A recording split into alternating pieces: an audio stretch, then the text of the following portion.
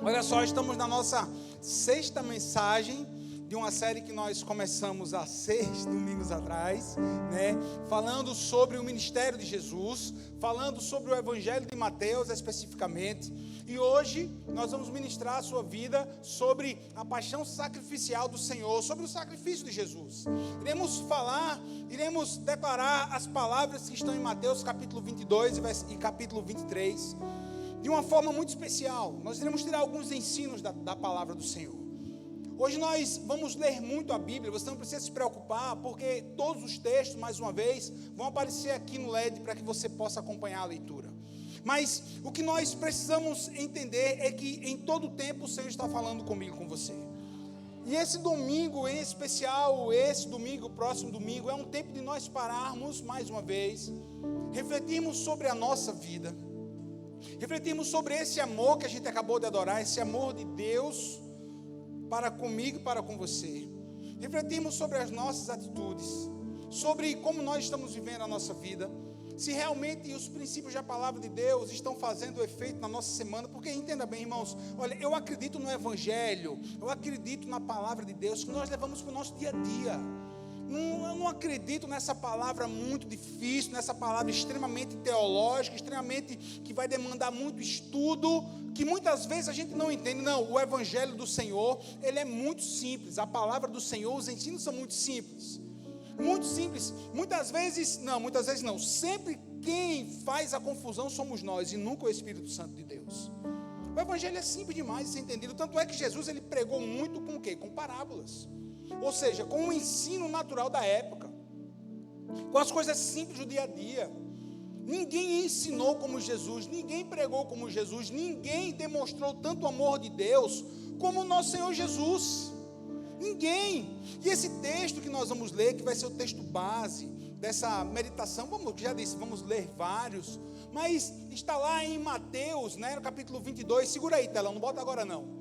Mas o contexto para que você possa entender, antes da gente continuar aqui essa palavra, Mateus capítulo 22, mais uma vez, multidões seguiam a Jesus, mais uma vez, pessoas que precisavam de uma mudança de vida, pessoas que precisavam de uma cura, de uma libertação, pessoas que estavam com o coração aberto para o ensino do Messias. Tinha centenas de pessoas, mas também tinha pessoas que estavam ali só para ver o que estava acontecendo.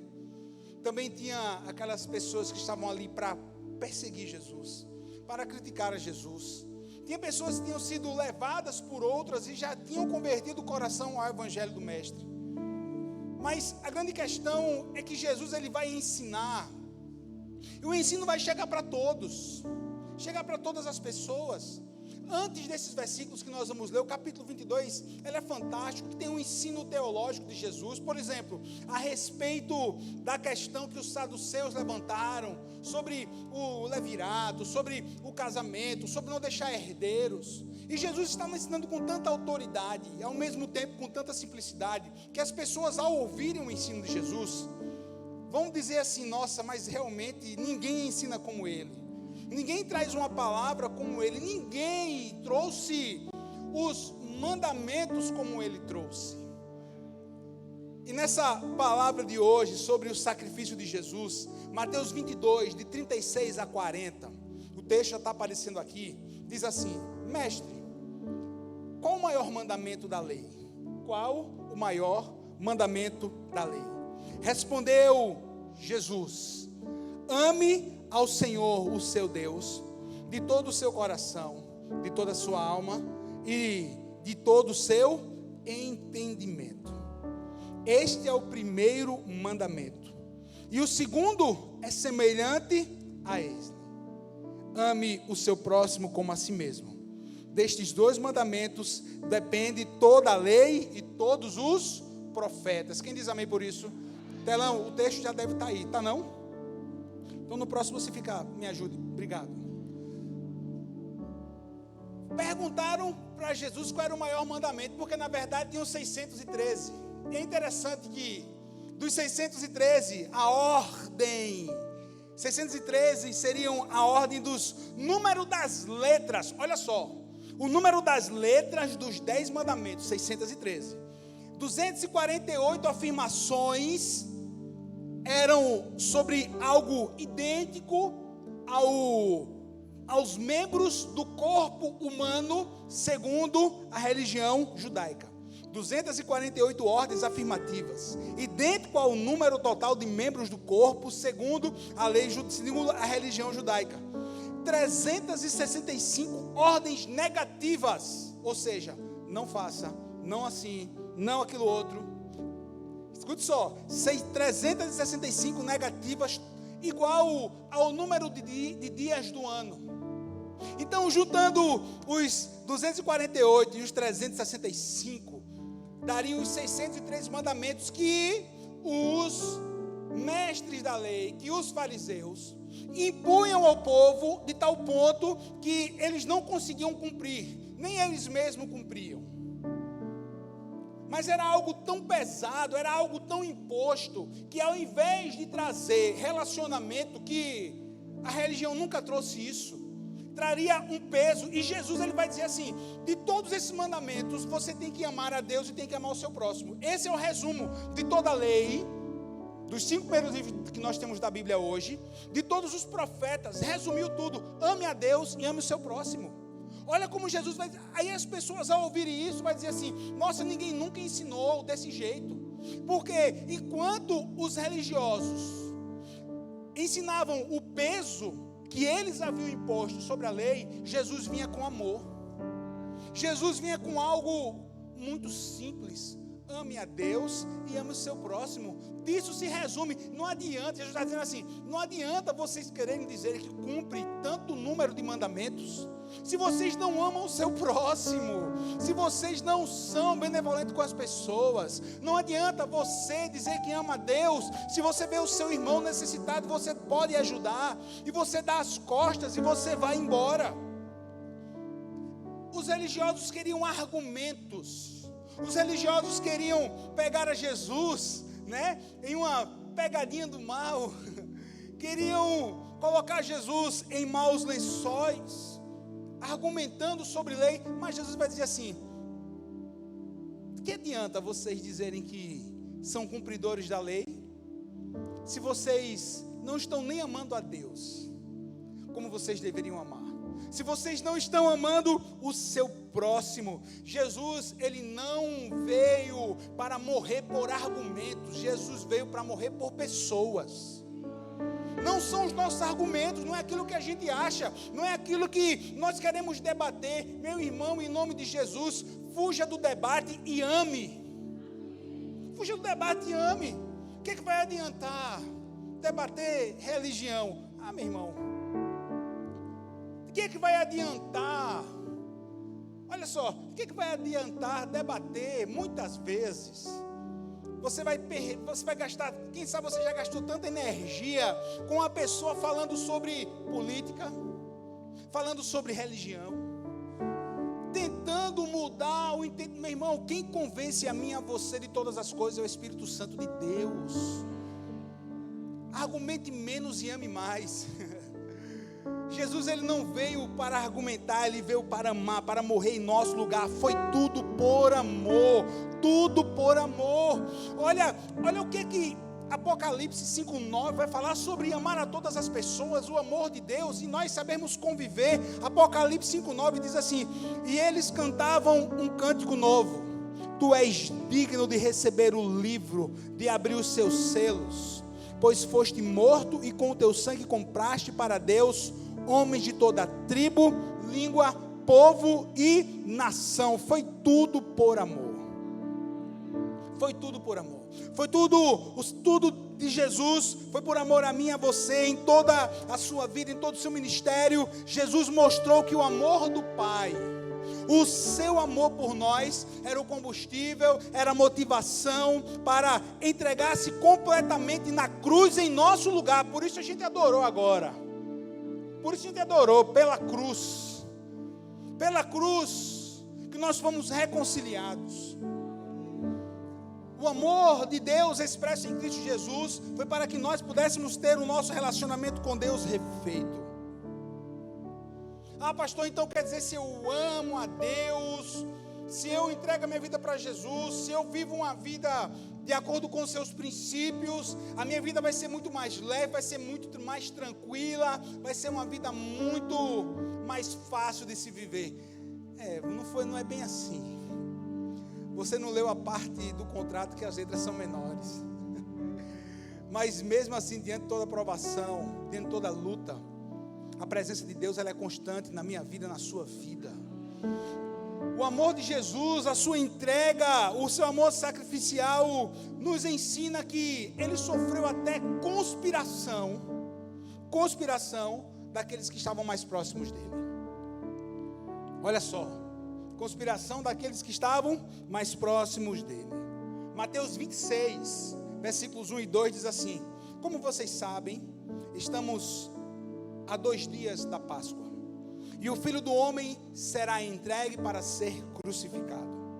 Naquela ocasião, os chefes dos sacerdotes e líderes religiosos do povo se reuniram no palácio do sumo sacerdote, cujo nome era Caifás, e juntos planejaram prender Jesus à traição e matá-lo.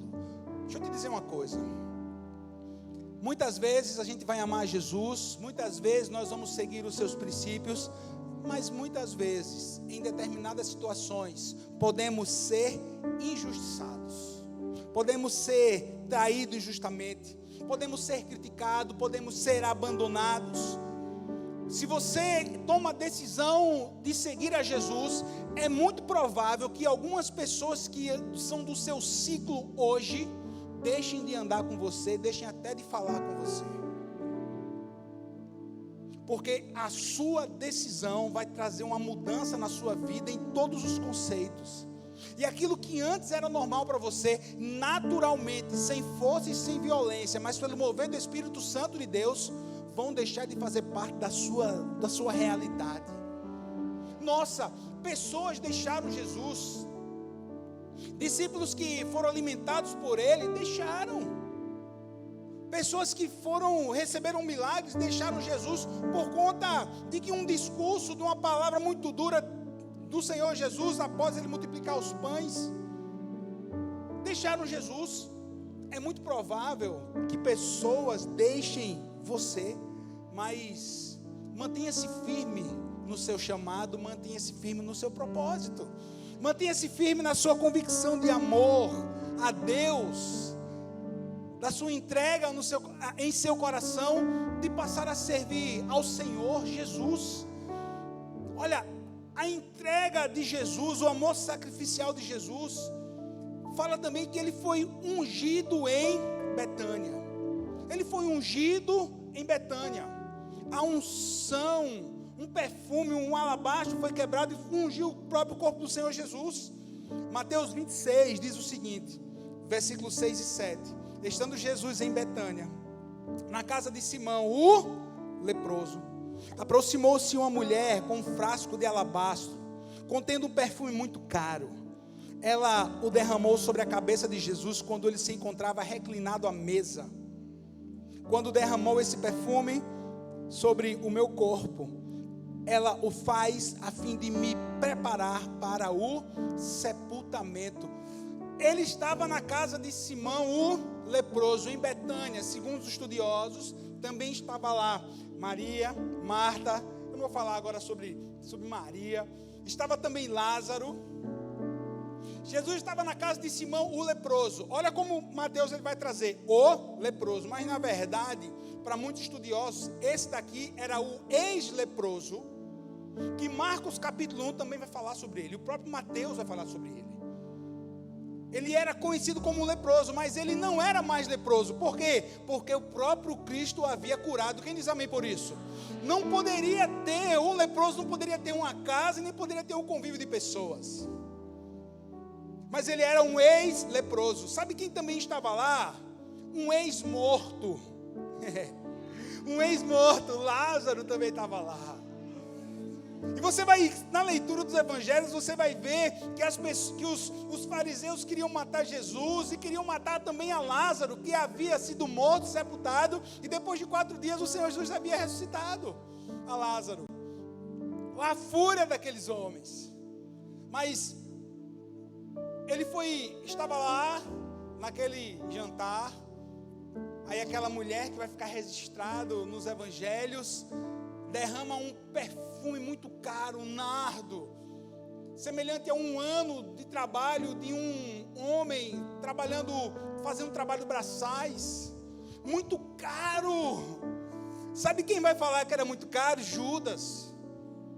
O coração de Judas era um coração que já estava, que nunca esteve rendido a Jesus.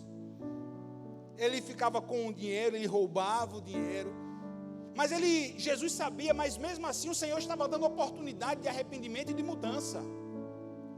Ele foi o primeiro a criticar, mas não fez nada por Jesus.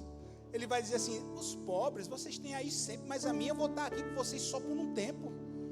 Mas Maria vai ter aquela atitude de entregar, de derramar sobre Jesus aquele nardo puro. Querido, sabe o que é que Deus ele quer ver em mim e em você? Atitudes que o surpreendam.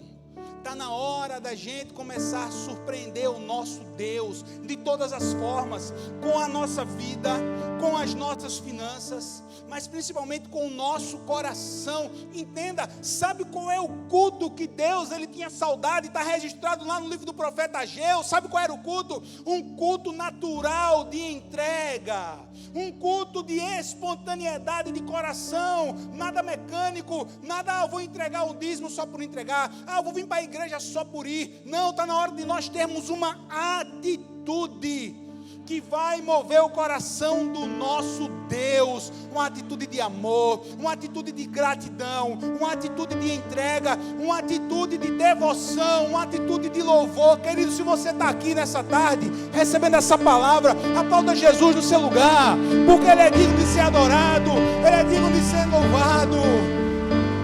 Glória a Deus, glória a Deus. A fé Maria foi uma fé de entrega. Judas e os fariseus, eles não tinham uma fé de entrega, eles tinham uma fé conceitual, mas nada de atitudes. Falavam muito e praticavam pouco, muito pouco. Não é pelo muito falar, é pelo praticar. Não é por dizer que você é um crente, não, mas para que você viva como um crente, mas que você ame realmente aquelas pessoas que estão ao seu redor. Se você prestar atenção, você vai ver, do primeiro ponto que eu estou ministrando sobre a sua vida nessa tarde, desde o primeiro ponto que foi a conspiração, depois a unção de Jesus. Mateus 26 vai nos falar também sobre a última ceia. Mateus 26 a 30 diz: enquanto comiam, Jesus tomou o pão, deu graças, partiu e deu aos seus discípulos, dizendo: tomem, comam, isso é o meu corpo. Em seguida tomou o cálice, deu graças e ofereceu aos discípulos, dizendo: bebam dele todos vocês, isto é o sangue, isso é meu sangue da nova aliança. Aquela reunião ali no cenáculo celebrava a nova aliança e o começo de tudo para a nossa fé em Cristo Jesus, aleluia. Seria ali a última refeição que Jesus faria com os seus discípulos, mas para quem tem a Jesus, muitas vezes aquilo que parece fim é apenas o começo. Para aqueles que têm a Jesus, muitas vezes aquilo que parece o fim é apenas o começo. Dali Jesus, a gente vai falar sobre isso daqui a pouco, iria passar por vários estágios até ele morrer na cruz e ser sepultado. Olha só, a última ceia, o último momento, ali o momento de Jesus, entenda bem, eu acredito que o coração do mestre, já no final ali, quando ele vai para Getsêmani, daqui a pouco a gente fala sobre isso, já começou a ficar perturbado. Ele sabia que seria ali, estava próximo o seu fim, ele sabia. Querido, o seu momento amargo de vida, quem sabe você passa por um momento muito delicado na sua vida, entenda, não é o fim. Esse momento amargo é apenas a preparação para uma vitória, para que você possa celebrar o Senhor, para que você possa entender que Deus estava com você. O momento difícil que você passa hoje não é o final, é apenas o começo, sabe de quê? De uma vida de testemunho, é apenas o começo de uma vida de adoração, é apenas o começo de uma vida onde você sai mais fortalecido para glorificar a Deus. Era o que estava acontecendo aqui com Jesus. Eu acredito que existe uma promessa de pastos verdejantes para mim e para você. Quem crê nessa palavra? Vamos chegar lá. Vai chegar, vamos chegar lá. Existe uma promessa de pastos verdejantes. E eu não estou falando da eternidade, eu estou falando de um tempo de graça. Eu estou falando de um tempo de abundância. Eu falo de um tempo de tranquilidade, de prosperidade no Senhor para aqueles que creem. E não se espante, você vai chegar nesse tempo. Esse tempo você vai descansar e depois começa outra batalha. E depois vem outra vitória. E depois vem outro pasto verdejante. E assim é a nossa vida. Querido, entenda bem. Eu gosto da frase que diz assim: a nossa vida, ela é cíclica, mas ela não é em círculo. Ela é em espiral. Continuamos, mas sempre melhorando, mas sempre subindo. Sempre indo para um novo estágio da nossa vida. Aleluia. Creia nisso. Ali uma última ceia, ali uma última refeição com os discípulos, e logo depois ele vai passar pelo seu esmagamento no Getsemane, esmagamento das emoções, do coração, onde Jesus vai dizer assim: Pai, se possível passa de mim esse cálice. Mateus 26 diz assim, versículo 38, disse-lhes então Jesus: a minha alma está profundamente triste. Olha as palavras de Jesus, numa tristeza mortal. Fiquem aqui e vigiem comigo. Indo um pouco mais adiante, prostrou-se com o seu rosto em terra e orou: meu Pai, se possível, afasta de mim esse cálice. Contudo não seja como eu quero, mas sim como tu queres. Depois voltou aos seus discípulos e os encontrou dormindo. Vocês não puderam vigiar comigo nem por uma hora? Perguntou ele a Pedro: vigiem e orem, para que não caiam em tentação. O espírito está pronto, mas a carne é fraca. Nossa, meu Pai, se possível, passa de mim esse cálice. Se você entende um pouco do reino espiritual, você vai concordar comigo que nessa hora, que Jesus ele vai proferir essas palavras: Pai, se possível, passa, se possível que eu não vá à cruz. Em 1 milésimo de segundo, o reino espiritual do mal deve ter vibrado. Deve ter achado que realmente eles haviam vencido. Porque Jesus está dizendo aqui: se for possível que eu não vá à cruz. Se for possível que eu não passe por esse sofrimento. Se Jesus não tivesse ido à cruz, não havia evangelho genuíno. Se Jesus não tivesse ido à cruz, não havia salvação para mim e para você. Se Jesus não tivesse ido à cruz, não haveria reconciliação com Deus. Não haveria céu. Não haveria Nova Jerusalém. Sabe o que era que teria? Perdição, inferno para toda a humanidade. Mas Jesus ele vai dizer assim: contudo, Pai, que não seja feito conforme a minha vontade, mas a tua. Olha só, que não seja feita a minha, mas seja a tua. E a tua vontade eu sei. Eu vou à cruz. A tua vontade é que eu me entregue a minha vida. A tua vontade é que realmente o cordeiro seja morto. Essa é a tua vontade. Então que não seja a minha, mas que seja a tua vontade. Aleluia. Jesus estava ali com as suas emoções, com o seu corpo físico começando a ser esmagado, semelhante a uma azeitona na prensa, semelhante a uma uva sendo prensada para entregar o melhor vinho, semelhante a um trigo passando por um debulhador para que as palhas fossem retiradas. Olha só, olha a angústia de Jesus. Querido, são os processos da nossa vida, são as provações da vida. Não existe azeite sem esmagamento da azeitona. Não existe unção de Deus sem processo. Não existe unção de Deus sem processo. Sabe o que é unção, meu irmão? A definição mais simples para mim, para você, de unção não é o que pula, o que corta, o que fala em línguas estranhas, o que sapateia, o que quase voa. A unção de Deus é uma capacidade dada por Ele para que eu e você nós possamos desenvolver algo que Ele já nos entregou. Unção de Deus é a capacidade dada por Deus, pelo Pai, para que a gente possa desenvolver algo. Então, meu irmão, durante esse processo, durante essa prensa, tenha certeza de que Deus está com você. No profundo esmagamento, a palavra de Deus sempre vai nos lembrar uma coisa: a esperança. A esperança, a esperança. Dentro da prensa da vida, das situações, permaneça com Jesus. Querido, não deixe Jesus por nada. Se agarre a Deus, se agarre a sua palavra. Ore a palavra, declare a palavra, cante a palavra. Venha para a igreja.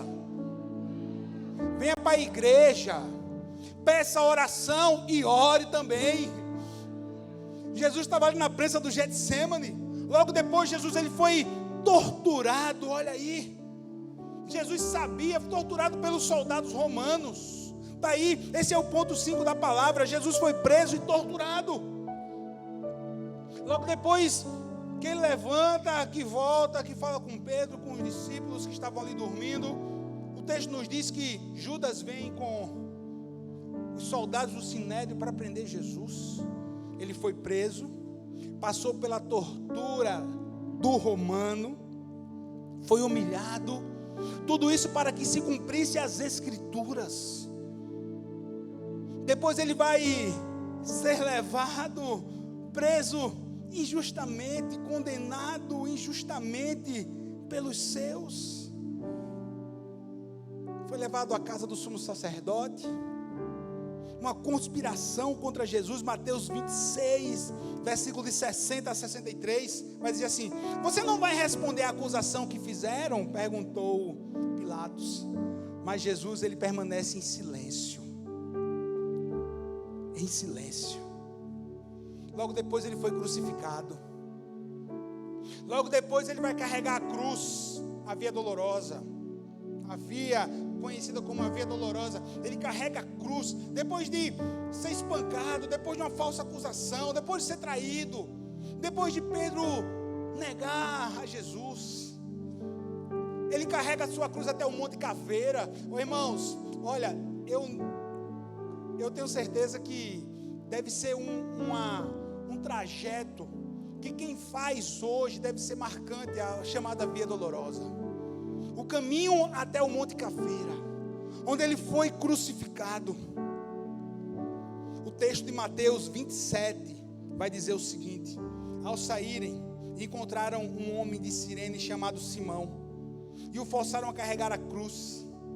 Chegando ao lugar chamado Gólgota, que quer dizer lugar da caveira, lhe deram para beber vinho misturado com fel, mas ele, depois de prová-lo, recusou-se a beber. Depois de o crucificarem, dividiram suas roupas dele, tirando sortes, e sentando-se, vigiavam-no ali. Por cima de sua cabeça colocaram por escrito a acusação feita contra ele: este é Jesus, o rei dos judeus. 2 ladrões foram crucificados com ele, um à sua direita e outro à sua esquerda. O Cordeiro de Deus, o nosso Jesus, ele precisava passar por aquele Calvário. Ele precisava ser crucificado, precisava passar por aquele processo, para que eu e você nós pudéssemos desfrutar de um novo tempo com Deus, para que eu e você nós pudéssemos desfrutar da presença divina. Ele morreu a morte de cruz, ele morreu, como diz a canção, ele morreu a nossa morte, para que nós pudéssemos viver a sua vida. Lucas 24:7 vai dizer: é necessário que o Filho do Homem seja entregue nas mãos de homens pecadores, seja crucificado e ressuscite ao terceiro dia. nós precisamos, em todos os anos, trazer à nossa memória o sofrimento de Jesus. Sabe por quê, irmãos? Porque muitas vezes a gente fica ligado somente na bênção, somente na resolução do problema, somente que Deus abra a porta, somente que Deus nos abençoe, somente que isso aconteça, que aquilo aconteça. Mas nós precisamos lembrar do centro do Evangelho, que é a palavra de Deus, o seu nascimento, a sua morte e a sua ressurreição. Nós precisamos lembrar disso. É necessário que o Filho do Homem seja entregue nas mãos de homens pecadores, seja crucificado e ressuscite ao terceiro dia. Era necessário passar pelo Calvário, crucificado entre dois malfeitores, entre dois bandidos, entre dois ladrões, o Cordeiro de Deus que não havia cometido nenhum pecado. E a palavra de Deus nos ensina que Ele morreu, Ele foi morto. Olha que texto tocante, versículos 45 e 46. E houve trevas sobre toda a terra, do meio-dia às 3 horas da tarde. Por volta das 3 horas da tarde, Jesus bradou em alta voz: Eloi, Eloi, lama sabachthani, que significa: meu Deus, por que me abandonastes? Por que me abandonaste? Meu Deus, meu Pai. Lembra da oração do Getsemane? Meu Pai, se possível, passe de mim esse cálice. Jesus agora está dizendo assim: meu Deus, vai dar no mesmo, a mesma coisa. Meu Deus, meu Pai.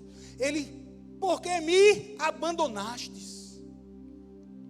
Jesus, ele foi abandonado na cruz do Calvário por Deus. Era como se Deus virasse as costas para Jesus. Deus meu, por que me abandonaste? Sabe por quê? Sabe por que o Pai o abandonou? Para que através do sacrifício do seu Filho, nós pudéssemos ter algo muito importante. Sabe o que é? Paternidade divina. O Deus Pai, Ele abandona o seu Filho Jesus na cruz, para que eu e você pudéssemos desfrutar da paternidade dEle, da filiação dEle, de Cristo Jesus. Meu Deus, por que me abandonaste? Querido, nessa casa, a igreja El Shaddai, nesse lugar, nós trazemos uma palavra que vai sarar e que sara a paternidade das pessoas, que faz com que pessoas que foram abandonadas pelo seu pai físico, que foram abandonados pelo seu pai da terra, sejam abraçados pelo seu pai do céu. Nós falamos o Evangelho que traz a revelação de Deus para mim e para a sua vida, para que você possa entender que Deus te ama. Jesus, ele foi abandonado por Deus para que você se sentisse amado, para que eu e você, nós nos sentíssemos que nós fazemos parte da família de Deus. Por que me abandonastes? E gritando mais forte ainda, ele vai dizer logo depois: está consumado. Está consumado. Consumado. Naquela hora que Jesus morre, a Bíblia nos diz que o véu do templo foi rasgado. Um terremoto acontece.